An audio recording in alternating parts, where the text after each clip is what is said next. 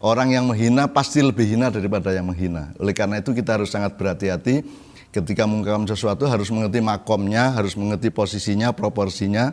Gini ya Mas Helmi dan anak-anak semua, ini kan saya ditanya, saya mengibaratkan dijaluki ngombe, dimintain segelas minum apa kopi apa teh.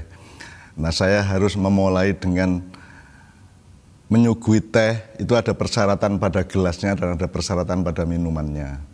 Kan gelasnya kalau kotor kan tidak mungkin saya tuangkan minumannya. Gelasnya kalau pecah kan tidak mungkin. Kalau tidak utuh kan tidak mungkin. Jadi gelas harus utuh, kosong dan bersih kan gitu.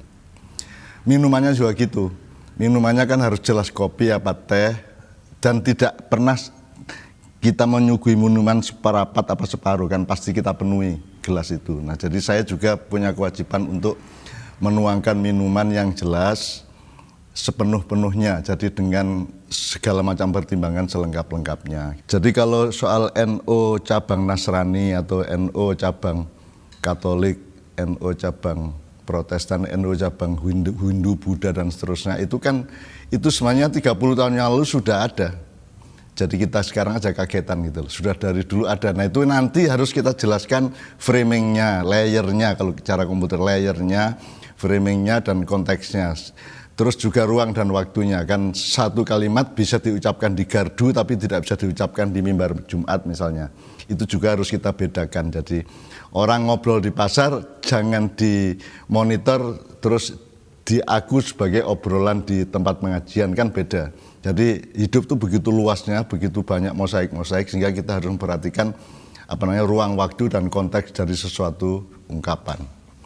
Nah kalau soal misalnya sekarang NU cabang Nasrani, berarti NU induknya salah satu cabangnya itu Nasrani, apa Katolik, apa Hindu, Buddha, selesai. Itu kan saya pernah bikin buku Indonesia bagian dari desa saya, jadi desa saya itu induknya, Indonesia bagiannya. Kalau itu difahami secara geografis ya keliru, kan desa saya adalah bagian dari Indonesia. Nah kalau Anda memahami secara substansi dan nilai, desa saya itu punya originalitas, punya otentisitas, punya nilai-nilai yang khas desa saya. Tapi Indonesia masuk melalui TV, melalui koran, melalui birokrasi dan seterusnya menjadi unsur dari desa saya. Jadi Indonesia bagian dari desa saya, kan. Itu kan pemahamannya begitu itu. Itu sama dengan mikrokosmos, makrokosmos.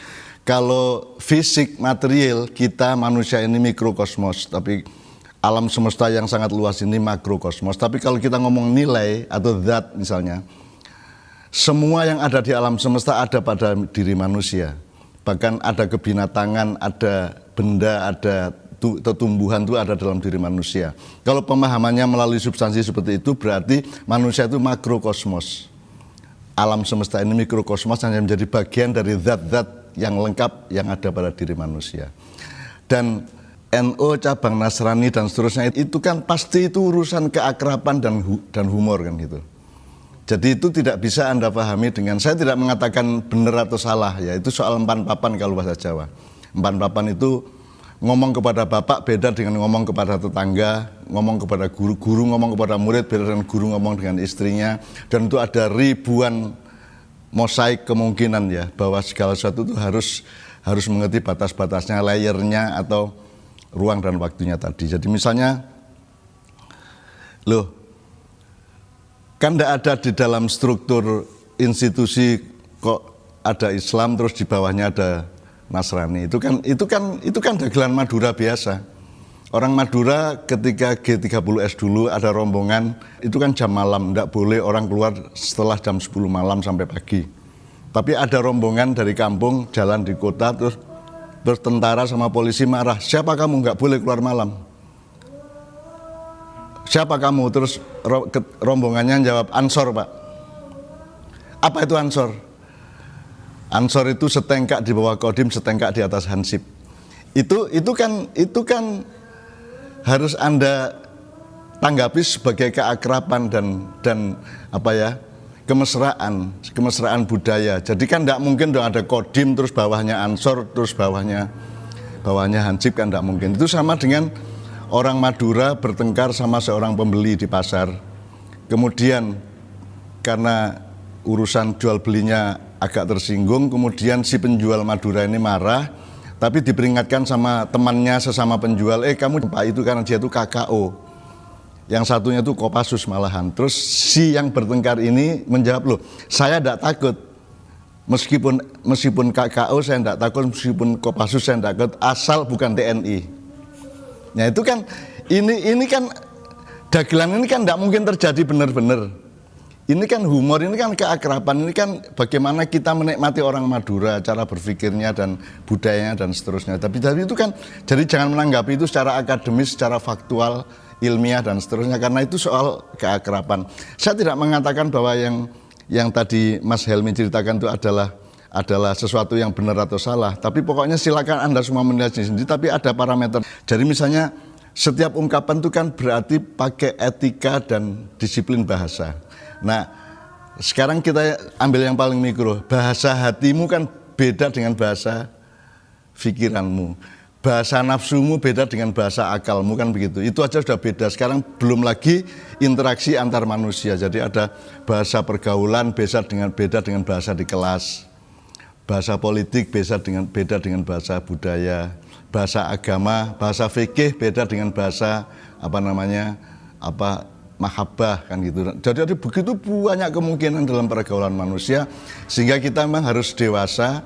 Dan yang NO cabang tadi itu kan saya sudah pernah mendengar itu di dalam acara yang namanya Lailatul Ijtima di rumahnya Gus Dur di Ciganjur, kira-kira 1993 atau 94 lah.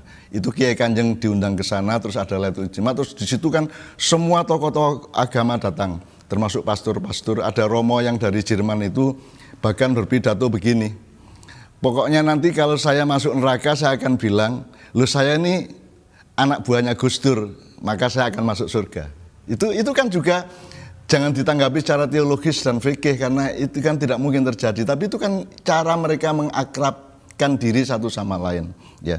Nah, sekarang masalahnya adalah pada kita itu harus ada mind driving yang benar, harus ada pengelolaan caranya nyetir pikiran, kan gitu. Terus ada manajemen kata dan bahasa sedemikian rupa. Jadi misalnya kalau saya ngomong kepada Helmi, Penyo dan seterusnya kan beda dengan kalau saya ngomong sama anak saya, Sabrang, kan beda. Jadi kita harus punya pengelolaan akal sehat dan hati, kan gitu, supaya kita bisa membedakan. Nah, saya tidak mungkin, saya dulu waktu anggon wedhus, anggon kerbau, memandi bluron di sungai, terus memandikan sapi, kuda dan lembu di kerbau di sungai di desa saya, kan itu bukan penuh bisuan, penuh magian dan seterusnya. Itu kan tidak mungkin saya ucapkan ketika saya sorenya di Langgar atau di surau. Demikian juga kalau jadi saya harus tahu bahwa kalau saya berdiri sebagai seorang pemimpin, maka bahasa yang harus saya ungkapkan itu terbatas ini, jangan sampai itu, gitu. Dan itu seorang pemimpin pasti sudah mengerti kearifan dan kebijaksanaan itu. Sekarang ada wanita gemuk aja, ada wanita yang badannya gemuk, itu Anda jangan menyapa Dut, nanti Dut, gitu ya. Itu kan juga sudah menyakiti hati dia. Jadi kebenaran itu kalau dalam maknanya kan, kebenaran itu letaknya di dalam diri kita. Supaya keluar itu harus dipertimbangkan menjadi kebaikan.